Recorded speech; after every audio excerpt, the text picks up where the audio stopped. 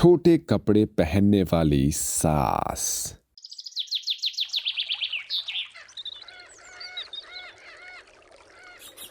निहारिका एक मॉडर्न औरत थी। उसकी उम्र तकरीबन 50 साल होने के बावजूद भी वो अपने आप को एक 18 साल की लड़की की तरह मेंटेन रखती थी। साथ ही वो जब भी बाजार से कोई ड्रेस खरीदने जाती थी, वो या तो शॉर्ट ड्रेस खरीदती थी या फिर स्किन टाइट ड्रेस।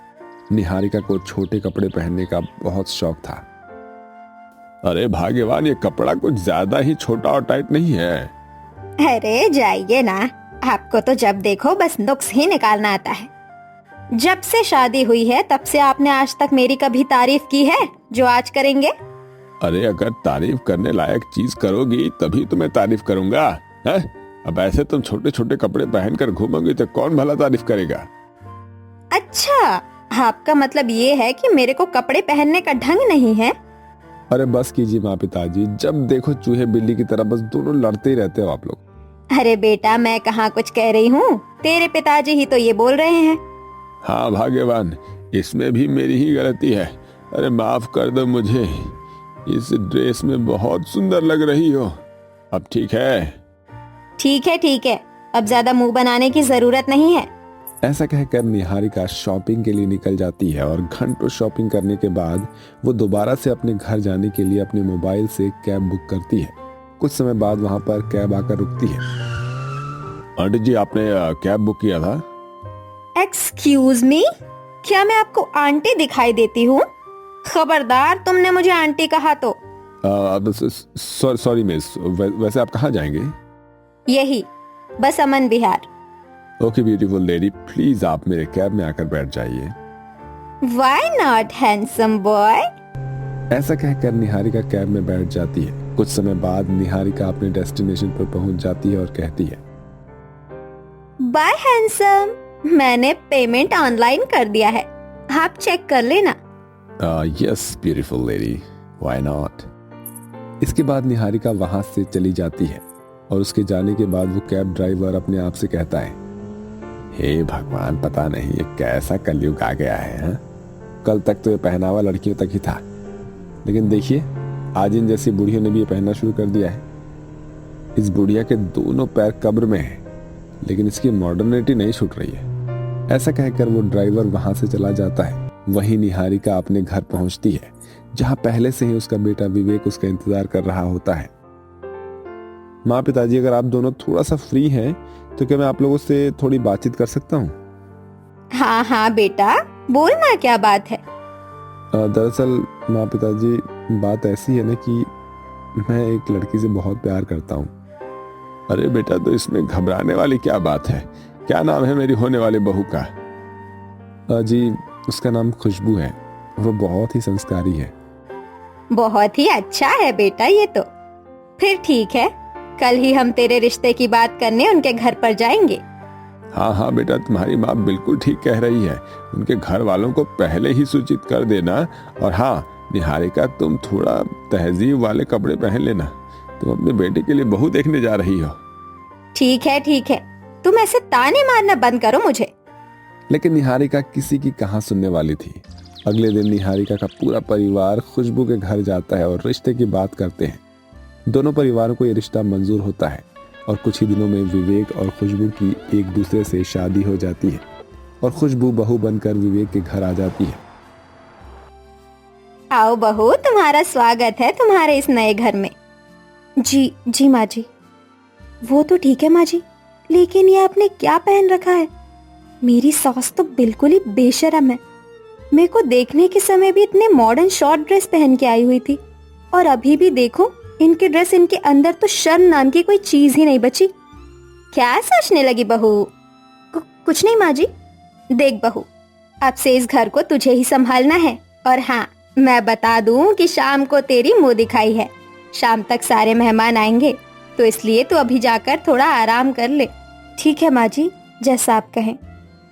इसके बाद खुशबू आराम करने चली जाती है। ऐसे ही सुबह से शाम हो जाती है और खुशबू अपनी सास के लिए एक प्यारी सी साड़ी हाथों में लिए उसके कमरे में जाती है। माँ जी, ये साड़ी पापा जी ने आपके लिए भिजवाई है। आज आप मेरे मुंह दिखाई में ये साड़ी पहनना। और वैसे माँ जी, ये साड़ी आपके ऊपर वाकई में बहुत ज्यादा जचेगी। एक बार आप पहनकर तो देखिए ना। खुशबू बहू, ये तुम कैसी बातें कर रही हो? तुम मॉडर्न युग में होने के बावजूद भी ऐसे बातें कर रही हो। खैर छोड़ो भी, मैंने आज की पार्टी के लिए एक बढ़िया सा गाउन सिलवाया है और तुम्हारी मुंह दिखाई में मैं आज वही पहनने वाली हूँ। पर माँ जी देखो बहू, अब तुम नई नई इस घर में आई हो, मैं तुमसे ज्यादा बहसबाजी नहीं करना चाहती, इसलिए तुम चली जाओ। ठीक है माँ जी, जैसा आप कहें। ऐसा कहकर खुशबू वहां से चली जाती है। वहीं निहारिका अपने शॉर्ट ड्रेस वाले गाउन को निकालकर जब वो देखती है तो अपने आप से कहती है, अरे यार, उस ट्रेलर ने भी ना कैसा गाउन सिला है, पूरा ढीला ढाला। मुझे इसे टाइट करवाने के लिए दोबारा जाना पड़ेगा। निहारिका का सिलवाया हुआ गाउन काफी ढीला आ रहा था, इसलिए वो उसे लेकर टेलर के पास जाती है और उससे बोलती है, भैया ये गाउन की क्या फिटिंग है, आपने इतना लूज सिल दिया है, इसे जरा और टाइट करो। मैडम जी, अगर और ज्यादा टाइट करा तो कपड़ा खींचने का डर रहेगा, फिर आप मुझे ही बोलोगी कि मैंने कैसी फिटिंग की है। देखिए, आपको मैंने जो फिटिंग दी है आप उस फिटिंग का करके दो, वरना मैं आपके पैसे नहीं दूंगी। निहारिका टेलर की बातों को नहीं मानती और अपनी मर्जी के मुताबिक फिटिंग करवा लेती है। फंक्शन के लिए जब सब लोग तैयार हो रहे थे, निहारिका छोटे से गाउन को पहनने की कोशिश कर रही थी, पर उससे वो गाउन बहुत टाइट आ रहा था। पर उसने जबरदस्ती उसे पहन ही लिया, पर उसकी चेन बंद नहीं हो रही थी, इसलिए उसने अपने बहू खुशबू को बुलाया और बोली, खुशबू बहू, जरा इस गाउन की चेन बंद करने में मेरी मदद करना। जी माँ जी, अभी बंद करती हूँ। माँ जी ये तो बहुत टाइट है, ये आसानी से बंद नहीं होगी। अरे कोई बात नहीं, मैंने तो इससे भी टाइट कपड़े पहने हैं, तुम एक बार कोशिश करके जैसे तैसे बंद कर दो, बाकी मैं देख लूंगी। निहारिका खुशबू से जैसे तैसे करके गाउन की चेन बंद करवा लेती है। सब लोग फंक्शन में पहुंचते हैं। निहारिका के ज्यादा टाइट ड्रेस पहनने की वजह से उसे काफी घुटन हो रही थी, पर वो इस बात को अनदेखा कर रही थी। इधर खुशबू की मुंह दिखाई चल रही थी। पता नहीं, लग रहा है मैंने इस बार कुछ ज्यादा टाइट फिटिंग करवा ली, इसमें तो मेरी सांसें फूल रही है। माँ जी आप ठीक तो है ना? हाँ हाँ बिल्कुल बहू। वहीं दूसरी ओर मुंह दिखाई में आई हुई औरतें एक दूसरे से बातें करती हैं। अरे लाजवंती बहन, इस निहारिका ने तो सारी शर्म हया धोकर पी गई है। देखो तो कैसे बेशर्मों वाले कपड़े पहने हुए हैं। अरे हाँ हाँ सुमन बहन, बिल्कुल ठीक कह रही हो, इसने अपने बेटे की शादी कर दी और इस पर अभी भी जवानी छाई हुई है। अरे जरा आप लोग आहिस्ता बोलिए, कहीं उस निहारिका ने सुन लिया तो यहाँ हमें लेने के देने पड़ जाएंगे। इस तरह मुंह दिखाई में आए हुए सभी मेहमान निहारिका को देखकर तरह तरह की बातें बनाते हैं। ये सब देखकर खुशबू को बिल्कुल भी अच्छा नहीं लगता। वो कई बार अपनी सास को कपड़े बदलने के लिए कहती है, लेकिन वो उसकी एक नहीं सुनती। ओहो, मुझसे तो ये घुटन बर्दाश्त ही नहीं हो रहा। एक काम करती हूँ, कमरे में जाके थोड़ा आराम कर लेती हूँ। निहारिका ऐसा सोचकर अपने कमरे में जाने ही वाली होती है कि तभी वहां पर घुटन के कारण वो बेहोश हो जाती है। इस तरह निहारिका के बेहोश होते ही उसका पति जैसे तैसे करके उसे कमरे में ले जाता है। वहीं दूसरी ओर पार्टी को ऐसे ही बीच में खत्म करनी पड़ती है। विवेक जी, पिताजी, माँ जी ने जो गाउन पहना था वो बहुत ही ज्यादा टाइट था। मैंने जैसे तैसे करके तो उनके कपड़े चेंज कर दिए और वही डॉक्टर को भी बुला दिया है, वो बस आते ही होंगे। इसके कुछ समय बाद डॉक्टर निहारिका के घर आता है और उसे चेक करता है। देखिए, घबराने वाली कोई बात नहीं है, ये सब उनके टाइट पहने हुए कपड़ों की वजह से हुआ है। आपने बिल्कुल ठीक किया, जो इन्होंने कपड़े पहने थे उनको आपने चेंज कर लिया, नहीं तो ऐसे में उनकी जान भी जा सकती थी, क्योंकि इन्हें काफी लंबे समय से घुटन हो रही थी और सांस लेने में बहुत तकलीफ भी हो रही थी। बाकी ये अब खतरे से बाहर है। ऐसा कहकर वो डॉक्टर वहां से चला जाता है। वहीं ये सारी बातें निहारिका भी सुन लेती है और रोते हुए अपनी बहू से माफी मांगती है। मुझे माफ कर दे बहू, तूने मुझे कई बार मना किया कि मैं ये ना पहनूं, लेकिन मैंने तेरी एक नहीं सुनी।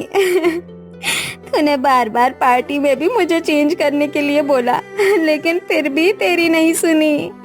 लेकिन फिर भी मैंने तेरी एक नहीं मानी। मैंने तेरी मुंह दिखाई पार्टी सब कुछ बर्बाद कर दिया। माँ जी, आप ही कैसी बातें कर रही हैं? भला आपकी जान से बढ़कर भी कुछ हो सकता है क्या? आप भी मुझे माफ कर दीजिए, और बेटा तू भी मुझे माफ कर दे। मैं आप लोगों से ये वादा करती हूँ कि आज के बाद मैं ऐसे छोटे और टाइट कपड़े कभी भी नहीं पहनूंगी। निहारिका की ये बात सुनकर उसका पूरा परिवार काफी खुश होता है। उस दिन के बाद से निहारिका कभी भी छोटे और टाइट ड्रेस नहीं पहनती और वो अपनी बहू की तरह साड़ी पहनना शुरू कर देती है और अब सभी लोग खुशी खुशी रहने लगते हैं। भैया, इसमें पूरे मेंढक है ना? हाँ बहन जी, पूरे 15 मेढक हैं। ठीक है, ये लो तुम्हारे पैसे और अब जाओ यहाँ से। कनिका उस कांच की बोतल में ढेर सारे मेंढक लेके उन्हें चुपचाप से अपने कमरे में ले जाने लगती है कि तभी कनिका की ननद आशा उसे देख लेती है। अरे भाभी, ये आपके हाथ में इस बोतल में इतने सारे मेंढक क्या कर रहे हैं? कहीं आप इन मेंढक से कोई शरारत तो नहीं करने वाली? अरे नहीं नहीं, वो मेरी एक फ्रेंड को कुछ मेंढक चाहिए थे, तो बस उसी के लिए इन्हें बाहर से ऑर्डर किया है। और ये क्या, तू अभी तक तैयार नहीं हुई? चल जल्दी से तैयार हो जा कहीं बारात के लिए लेट न हो जाए। कनिका बात को घुमाते हुए चुपके से उन मेंढक की बोतल को अपने कमरे में छुपा देती है और अब तैयार होकर अपने इकलौते देवर आरव की बारात में नाचते गाते हुए जाती है। आरव की शादी एक मोना नाम की बहुत ही सुंदर लड़की से होती है। शादी के बाद सभी लोग नई नवेली दुल्हन को ससुराल में ले आते हैं और अब सभी लोग मिलकर मोना की मुंह दिखाई की रस्म करते हैं। कनिका बहू, बहुत सारी रस्में तो हो गई हैं। अब मोना बहू को कमरे में ले जाओ। मैं थोड़ी देर में मोना को कमरे में ले जाऊंगी, अभी कमरे की डेकोरेशन पूरी नहीं हुई है माँ जी। इतना कहकर कनिका सबसे चुपके अपने कमरे में जाती है और मेंढकों से भरी उस बोतल को लेकर अपने देवर देवरानी के कमरे में पहुंचती है और सारे मेंढकों को बेड के नीचे डाल देती है। साथ ही बेड में लगे सारे स्क्रू भी खोल देती है। अब आएगा सुहागरात का असली मजा। इतना कहकर कनिका चुपचाप कमरे से निकल जाती है। दरअसल कनिका का स्वभाव शुरू से ही मजाकिया और शरारती किस्म का था। शादी के बाद भी कनिका ससुराल वालों के साथ छोटे मोटे मजाक किया करती थी, लेकिन आज तो कनिका अपनी देवरानी के सुहागरात पर जो बदमाशी करने जा रही थी वो उसकी जिंदगी की सबसे बड़ी शरारत थी। थोड़ी देर में मोना और आरव अपने कमरे में जाते हैं और बेड पर बैठकर बातें करने लगते हैं कि तभी मोना को मेंढकों की आवाज आती है। मुझे काफी देर से मेंढकों की आवाज आ रही है जी, क्या आपको भी आ रही है? आ तो मुझे भी रही है, वो हमारे घर के पीछे ही तालाब है ना, शायद वहाँ से आ रही हो। बातों बातों में मैं तो भूल ही गई कि माँ जी ने मुझे आपको यह दूध देने के लिए कहा था। यह लीजिए, ये दूध पी लीजिए, वरना और भी ठंडा हो जाएगा। मोना साइड टेबल से दूध का गिलास उठाकर आरव को देती है। आरव जैसे ही उस दूध को पीता है तो फौरन दूध थूक देता है। क्या हुआ जी, आपने दूध ऐसे क्यों फेंक दिया? ये दूध था या कोई जहर? कितना कड़वा है। दूध चीनी की बजाय सिर्फ नमक ही नमक है इसके अंदर।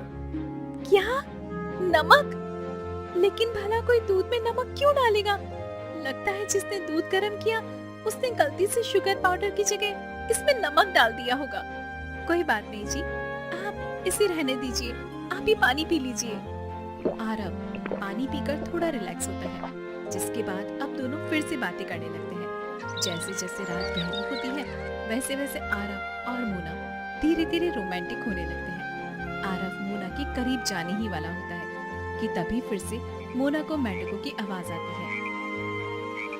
मेंढक तालाब में है, लेकिन उनकी आवाज फिर भी यहाँ तक इतनी साफ साफ कैसे आ रही है? ऐसा लग रहा है कि मेंढक तालाब में नहीं बल्कि यही हमारे पास में है। मोना इतना बोल ही रही होती है कि तभी पलंग के नीचे से छोटा सा मेंढक उछलकर सीधा उनके बेड पर आ जाता है, जिसे देखकर मोना जोर जोर से चिल्लाने लगती है। मेंढक! मेंढक! आरव जी, इस मेंढक को हटाइए यहाँ से। मुझे मेंढकों से बहुत डर लगता है। जी, कितने गंदे हैं ये। आरव जी, प्लीज हटाइए ना इन्हें। परेशान मत होना, मैं इसे भगाता हूँ। आरव जैसे तैसे कर बड़ी मुश्किल से उस मेंढक को खिड़की से बाहर निकालता है। मोना, परेशान मत हो, उस मेढक को मैंने भगा दिया है, अब वो यहाँ नहीं आएगा। लेकिन आखिरकार वो मेंढक हमारे कमरे में आया कैसे? आरव मोना को शांत करवाता है, जिसके बाद अब दोनों फिर एक दूसरे के करीब आने लगते हैं। लेकिन इस बार बैट के नीचे जितने भी सारे मेंढक थे वो सारे इधर उधर उछलने लगते हैं, जिसे देखकर मोना अपना पारा खो देती है और बैट पर जोर जोर से कूदकर चिल्लाने लगती है। इतने सारे मेंढक, जी भगवान जी, इतने सारे मेंढक। आरव जी खड़े खड़े क्या देख रहे हैं, कुछ कीजिए ना जी, इतने सारे मेंढक। यक्स। मोना, ऐसे चिल्लाओ मत वरना सभी लोग ऊपर आ जाएंगे। इतने सारे मेंढक हमारे आसपास घूम रहे हैं और आप कह रहे हैं मैं चिल्लाऊं नहीं। जल्दी से इन सारे मेंढकों को बाहर निकालिए आरव जी। आरव एक एक कर उन मेंढकों को पकड़ के खिड़की से बाहर फेंकने लगता है। वहीं मोना डर के मारे अभी भी बैट पर कूद रही होती है। कनिका के बैट से स्क्रू को ढीला करने की वजह से मोना के ज्यादा कूदने पर वह बैट बीच में से टूट जाता है। मेरी कमर। ऊपर से मोना की चिल्लाने और बैट टूटने की आवाज सुनकर नीचे बैठी कनिका काफी खुश होती है। लगता है मेरी शरारत रंग ले आई है। मेंढकों और बैट टूटने की वजह से दोनों देवर देवरानी की सुहागरात खराब हो जाती है और ऐसे ही 2 दिन गुजर जाते हैं। उस दिन तो हमारी सुहागरात नहीं मन पाई, लेकिन आज ये गजरे देकर मैं अपनी वाइफ को अच्छे से खुश कर दूंगा। अरे वाह, गजरा देने की तैयारी हो रही है देवर जी। चलो अच्छा है। वैसे मुझे स्टोर रूम से कुछ सामान निकलाना था, तो तुम मेरी मदद कर दोगे? हाँ भाभी, ये भी कोई कहने की बात है। आरव स्टोर रूम से सामान निकालने के लिए चला जाता है। कनिका आरव के लाए गए गजरे के अंदर खुजली पाउडर डाल देती है, जिसके चलते मोना जैसे ही उन गजरों को लगाती है तो उसके बालों में खुजली होने लगती है। मेरा सर! यहाँ अचानक इन गजरों को लगाते ही मेरे सर में खुजली क्यों शुरू हो गई है? ये इतनी खुजली! उफ़! इस बार भी बदमाश जेठानी की वजह से देवर देवरानी का रोमांस खराब हो जाता है। शादी को 1 हफ्ता होने वाला होता है, लेकिन इनकी अभी तक सुहागरात नहीं बनी होती, जिसके चलते मोना उदास होकर बैठी होती है। क्या हुआ मोना, तुम इतनी उदास क्यों हो? अपनी जेठानी के पूछने पर मोना कनिका को सारी बात बताती है। तो इसमें इतना परेशान होने वाली कौन सी बात है? हम सब लोग कल दर्शन के लिए बाहर जा रहे हैं, तो तुम कोई बहाना करके आरव के साथ घर पे ही रुक जाना और उसके बाद आराम से एक दूसरे के साथ वक्त गुजारना। भाभी, आप वर्ल्ड की सबसे अच्छी जेठानी हो। अगले दिन होते ही सभी लोग दर्शन के लिए निकल जाते हैं। मोना पेट दर्द का बहाना बनाकर आरव के साथ घर पर ही रुक जाती है, जिसके बाद अब दोनों पति पत्नी एक दूसरे के साथ हॉल में कपल डांस करते हुए अच्छा वक्त बिताते हैं। शाम तक घर पर कोई नहीं है। अब हम आराम से अपने इस मोमेंट को एंजॉय करेंगे। जहाँ एक तरफ घर पर देवर देवरानी साथ में रोमांस कर रहे होते हैं, वहीं कनिका एक बार फिर अपनी शरारत को अंजाम देती है। माँ जी, पूजा के लिए जो फूलों की टोकरी ले जानी थी वो तो घर पर ही रह गई। अब हमें वापस जाना होगा। कनिका जानबूझकर सभी को घर पर वापस ले जाती है। सभी जैसे ही घर के अंदर जाते हैं तो मोना और आरव को एक दूसरे की बाहों में पाते हैं, जिसे देख मोना के ससुराल वालों के साथ मोना और आरव भी काफी ज्यादा शर्मिंदा होता है। अरे ये क्या देवरानी जी, आपने तो कहा था कि आपके पेट में दर्द है, पर आप तो यहाँ देवर जी के साथ रोमांस कर रही हो। वैसे यह सब चीज कमरे में अच्छी लगती है, हाल में नहीं।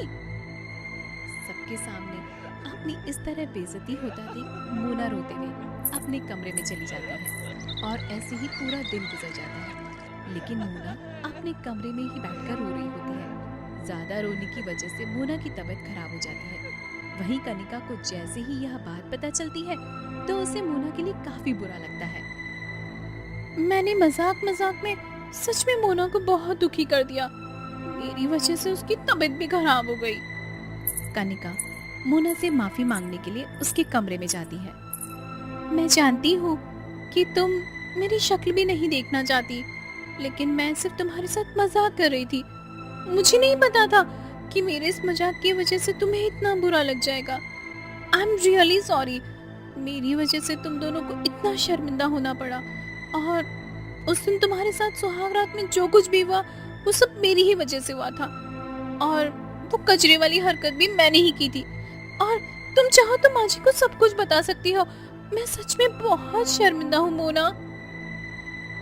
भाभी, आप कह रहे हो तो बिल्कुल ठीक कह रहे होगे, लेकिन अगर मैं माँ जी को बता दूंगी तो वहाँ पर बहुत गुस्सा करेंगी और आपकी इमेज उनकी नजरों में हमेशा हमेशा के लिए खराब हो जाएगी। इसलिए मैं ऐसा कुछ भी नहीं करूंगी भाभी। आपको आपकी गलती का एहसास हो गया, यही मेरे लिए काफी है। Thank you Mona. यह लो मेरी तरफ से एक छोटा सा गिफ्ट। ये क्या है भाभी? इसमें मनाली, शिमला, गोवा और मसूरी का 2 हफ्ते का हनीमून पैकेज है। मेरी वजह से तुम्हारी सुहागरात खराब हुई है ना, इसलिए एक छोटा सा तोहफा। अब तुम दोनों अच्छे से अपनी सुहागरात मनाना और अपने हनीमून को एंजॉय करना। कनिका की बात सुन मोना काफी खुश होती है, जिसके बाद अब मोना अच्छे से अपने हनीमून को एंजॉय करते हुए अपनी सुहागरात मनाती है।